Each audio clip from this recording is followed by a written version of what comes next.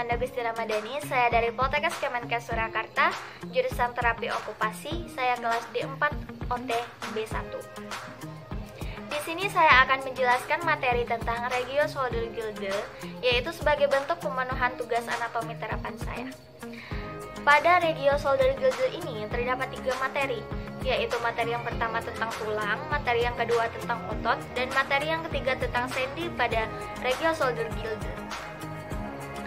Pada Regio Solder-Gilde terdapat 4 tulang, yaitu yang pertama 2 tulang claviculae yang terdapat pada sisi kanan dan sisi kiri, dan yang kedua yaitu 2 tulang scapulae yang terdapat pada sisi kanan dan sisi kiri. Pada tulang Regio Solder-Gilde ini mempunyai fungsi yang sangat penting. Yang pertama yaitu untuk mensupport lengan, yang kedua yaitu sebagai tempat kelekatan otot-otot penggerak lengan, dan yang ketiga yaitu mempunyai fleksibilitas yang tinggi. Fleksibilitas yang tinggi yaitu gerak fleksi dan gerak sirkunduksi. Articulatio manubrium sterni. Tempat melekatnya yaitu pada pectoral gilde pada axial skeleton. Clavicula ini juga berartikulasi dengan scapula. Clavicula berperan sebagai bridge untuk scapula dan juga untuk stabilisasi shoulder. Secara strukturalnya, clavicula ini lemah pada bagian bahu. Apabila terjadi sebuah tekanan, maka clavicula ini akan mengalami fraktur atau disebut juga dengan patah tulang. Nah, jadi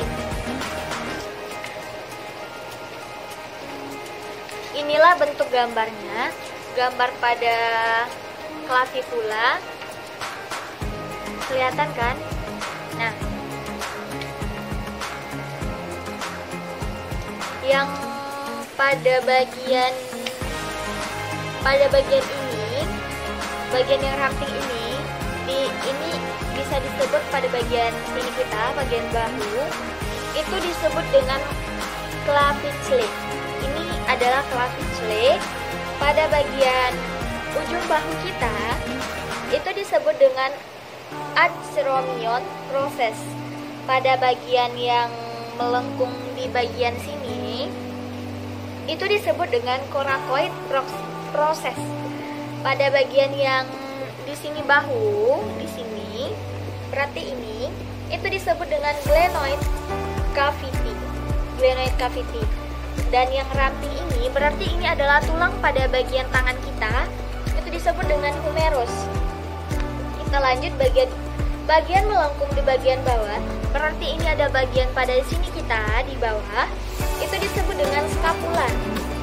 Pada bagian bawah tulang siku itu adalah bukan tulang siku juga, tapi itu di bawah tulang siku kalian, itu disebut dengan ulna. Bagian ini rusuk, bagian rusuk yang ini itu adalah rib, dan bagian ujung sebelah rib itu adalah costal cartilage. Dan bagian sini atau tulang di antara bisa disebut di antara rusuk-rusuk kita ini itu adalah sternum. Lanjut yang kedua. Jadi ini adalah tulang superior dan interiornya. Pada bagian lateral disebut dengan acromial end, dan pada bagian medial ini disebut dengan sternal end.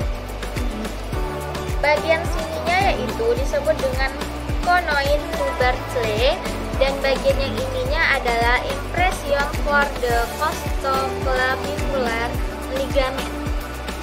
Kita masuk yang kedua yaitu pada tulang scapula. Tulang scapula ini berbentuk seperti segitiga. Antara kedua scapula ini tidak saling bersendi untuk fleksibilitas gerakan pada pectoral gilde, dan juga mempunyai spina shoulder. Jadi tulang scapula ini seperti ini. Maaf, nggak kelihatan. Tulang scapula ini seperti ini. Pada bagian yang ini itu dinamakan dengan coracoid process, yang berfungsi sebagai tempat melekatnya otot-otot lengan dan otot-otot leher. Bagian yang ujung sini ini itu dinamakan dengan acromion process. Acromion proses ini sama halnya dengan coracoid proses yang berfungsi sebagai tempat melekatnya otot-otot lengan dan otot leher. Yang bagian ini, yang panjang ini, yang sekali dengan ini, bisa dilihat teman-teman, ini itu adalah spin. Bagian yang ujung kecil ini nggak kelihatan ya? Yang ujung kecil ini itu adalah glenoid cavity. Glenoid cavity ini bersendi pada humeru. Maaf sebelumnya teman-teman, tadi belum itu, masih ada ini gambar yang scapula tadi. Jadi ini, maaf ya nggak kelihatan, nggak jelas ya. Pada bagian ujung yang ini itu dinamakan dengan acromion, dan bagian yang ini itu dinamakan dengan coracoid process. Bagian yang lengkungan ini dinamakan dengan glenoid cavity, dan pada bagian yang ujung ini itu dinamakan dengan lateral atau axillary border. Yang ini adalah bagian lateral. Kita masuk bagian medial. Bagian medialnya yaitu pada ujung ini dinamakan dengan superior angle. Yang kedua yang di bawah ini itu dinamakan dengan superior border. Yang ketiga pada bagian sini itu dinamakan dengan scapular notch, dan pada bagian yang dalam ini dinamakan dengan subscapular fossa. Bagian yang ujung garis ini itu dinamakan dengan medial vertebral border, dan pada bagian yang bawah ini dinamakan dengan interior angle. Kita masuk pada ini adalah scapula dilihat dari sisi posterior dan sisi lateral. Kita masuk pada posisi lateral dulu. Pada bagian ujung ini dinamakan dengan superior angle. Pada bagian ini dinamakan dengan superior border. Pada bagian yang bukan sudut sih, tapi di dalam ini itu dinamakan dengan scapular notch. Pada bagian yang dalam ini itu dinamakan dengan supraspinous fossa. Bagian yang dalam ini itu dinamakan dengan infraspinous fossa. Pada ujung ini itu dinamakan dengan medial vertebral border. Itu yang bagian medial ya teman-teman. Jadi ini dan ini saling bersangkutan, yaitu ini adalah acromion, bagian ini dengan ini itu adalah coracoid process, bagian yang ujung ini dengan ini itu adalah spin, bagian yang ini dan bagian yang ini kelihatan itu adalah glenoid cavity, bagian yang garis ini dengan yang sudut yang ini itu adalah lateral axillary border, dan bagian bawah ujung ke ujung ini itu dinamakan dengan inferior angle. Nah, jadi ini yang lebih jelasnya. Ini adalah scapula lateral view. Bagian yang ini adalah acromion, bagian yang ini adalah spin, bagian yang ini adalah infraspinous fossa, bagian yang ini, bagian melengkung ini itu dinamakan dengan supraspinous fossa, bagian yang ini dinamakan dengan supralenoid tubercle, bagian ini dinamakan dengan coracoid process, bagian yang ini dinamakan dengan glenoid cavity, dan bagian yang bawah ini dinamakan dengan infraglenoid tubercle. Bagian yang garis bawah ini, bagian bawah itu dinamakan dengan lateral border, bagian yang bawah ini dinamakan dengan inferior angle. Kita lanjut ke otot-otot pada area shoulder girdle. Otot-otot pada area shoulder girdle pada bagian ini itu dinamakan dengan sternocleidomastoid, dan bagian ujungnya yang sini itu dinamakan dengan trapezius. Di bawah sternocleidomastoid ini yang di dekat seperti rusuk ini itu dinamakan dengan internal intercostal. dan bagian yang dekat rusuk ini yang seperti rusuk di bawah dekat rusuk ini itu dinamakan dengan serratus anterior, dan pada bagian yang ini itu dinamakan dengan rectus abdominis. Bagian yang garis yang ada 3 ini, yang bagian tengahnya itu dinamakan dengan internal oblique. Setelah itu, yang bagian 3 yang pada ujungnya itu adalah transversus abdominis. Bagian yang ujung ini itu adalah external oblique. Kita lanjut sebelah sini. Pada bagian dekat bahu ini itu dinamakan dengan deltoid. Bagian yang dalam ini itu dinamakan dengan pectoralis major. Bagian yang seperti rusuk ini adalah external intercostal. Bagian yang garis dekat di atas pusat kita ini itu dinamakan dengan linea alba atau band of connective tissue. Bagian yang ini itu adalah bagian pada sisi sini. Sisi sini itu adalah external oblique. Kita lanjut. Ini adalah otot-otot posterior shoulder. Otot-otot posterior shoulder, bagian bahu, bukan bagian bahu ini. Bagian di bagian sini, dekat bahu ini di bagian dalamnya, itu dinamakan dengan trapezius. Bagian sebelah sini bahu, sudut bahu ini itu dinamakan dengan deltoid. Bagian sini dekat pinggang ini itu dinamakan dengan latissimus dorsi. Bagian yang seperti rusuk ini, bagian ini itu dinamakan dengan rotator cuff muscles. Otot-otot penggerak scapula yaitu serratus anterior. Terletak di bawah ketiak di lateral dada, berada di antara tulang rusuk bagian atas dan tulang belikat, menekan skapula dan menariknya ke depan seperti pada saat kita mendorong sesuatu. Membantu mengangkat lengan pada level horizontal. Yang keduanya yaitu deltoid, berbentuk besar, berdaging, dan membentuk seperti segitiga yang menutupi bahu dan menyebabkan tonjolan di lengan.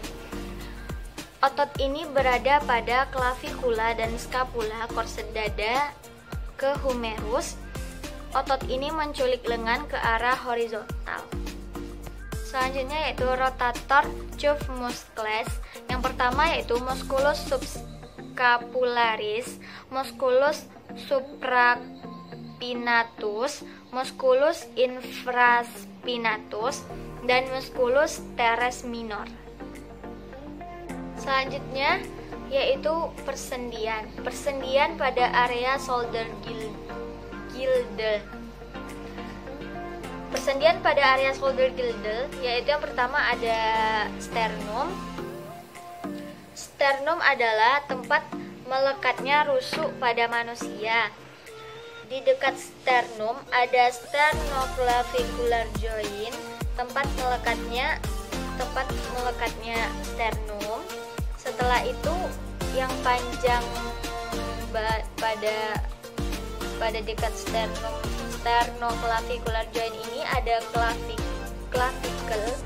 Ini adalah seperti pipa ramping pada bagian bahu, yaitu tulang pada bagian bahu.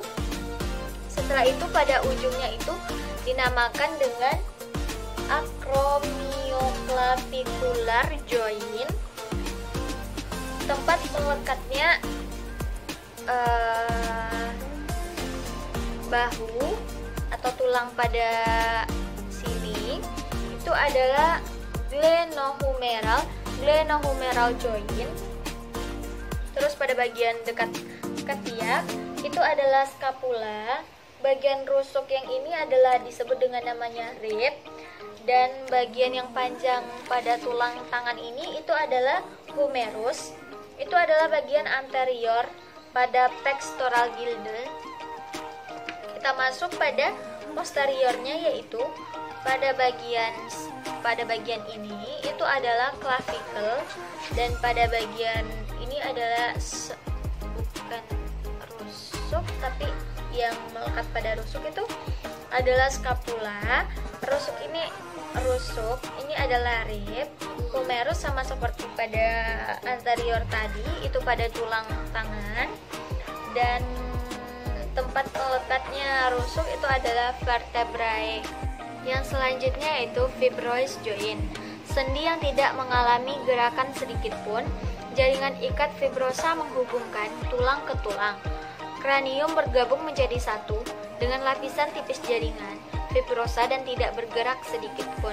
Contohnya yaitu yang pertama yaitu jaringan sutur yang terletak di antara tulang parietal dan tulang frontal.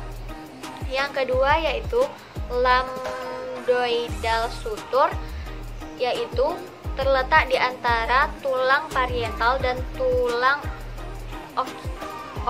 occipital. Yang ketiga yaitu tulang squamosal sutur, yaitu terdapat di setiap tulang parietal dan tulang temporal. Keempat yaitu tulang sagittal sutur, terletak di antara tulang parietal. Contoh fibrosis joint pada kranium. Bagian atas dekat ubun-ubun itu adalah frontal bone. Bagian yang biru ini adalah parietal bone. Pada bagian garis yang dekat biru ini itu adalah coronal sutur. Pada bagian ini itu adalah sphenoid bone, dan pada bagian ini adalah squamosal sutur. Bagian ini adalah temporal bone. Pada bagian dekat mata sini itu adalah ethmoid bone. Pada bagian sini itu adalah large limal bone. Pada bagian dalam hidung sini itu dinamakan dengan perpendicular plate of the ethmoid. Pada bagian dalam sini yang biru ini itu adalah inferior nasal concha. Bagian sini itu adalah masikla. Pada bagian sininya yaitu alveolar process. Pada bagian atas ini itu adalah nasal bone. Pada bagian mata di sini itu adalah sphenoid bone. Pada bagian sini itu adalah zygomatic bone. Pada bagian dalam yang di antara ini itu adalah vomer bone. Pada bagian dagu bawah ini adalah mandible. Selanjutnya yaitu cartilaginous joint. Cartilaginous joint sendi yang bisa digerakkan sedikit demi sedikit dan tulang digabungkan oleh fibrocartilage.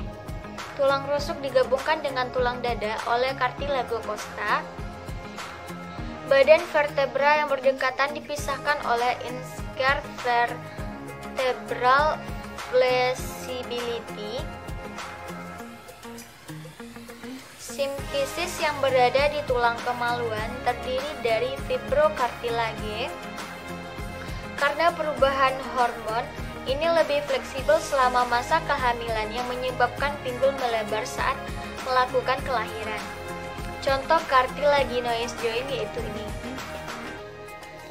Selanjutnya, synovial joint. Synovial joint sendi yang dapat dipindahkan atau bergerak dengan bebas. Synovial membran, rongga dilapisi dengan membran menghasilkan cairan untuk pelumas sendi. Tidak ada jaringan di antara tulang yang memungkinkan untuk dapat bergerak bebas dengan stabil yang dilakukan oleh kapsul sendi.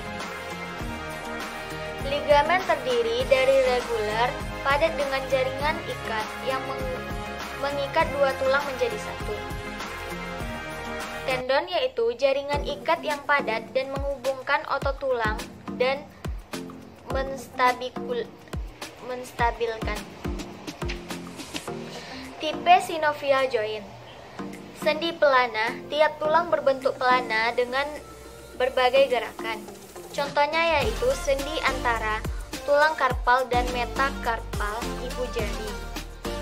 Bola dan songket, kepala berbentuk bola dan satu tulang cocok dengan songket berbentuk lain seperti cangkir. Gerakan di semua rotasi, contohnya sendi bahu dan gerakan bidang. Contoh gerakan pada synovial joint yaitu gerakan yang pertama angular movement, circular movement, dan special movement. Contohnya yaitu adalah ini. Sekian yang dapat saya sampaikan. Apabila ada salah, saya mohon maaf. Saya Amanda Gusti Ramadhani dari Poltekkes Kemenkes Surakarta, jurusan terapi okupasi D4 OT1B. Assalamualaikum warahmatullahi wabarakatuh.